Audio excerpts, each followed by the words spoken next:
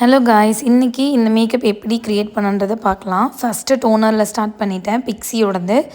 தென் எம்ப்ரலோல்ஸ் moisturiser, அது moisturiser plus ப்ரைமராகவும் use பண்ணிக்கலாம். தென் லைட்டாக கன்சீல் பண்ணிவிட்டு டிஆரோட ஃபவுண்டேஷன் எடுத்து அப்ளை பண்ணிட்டேன். டிஆர் வந்து ரொம்ப ஸ்கின் ஃபினிஷிங்கான ஃபவுண்டேஷன்.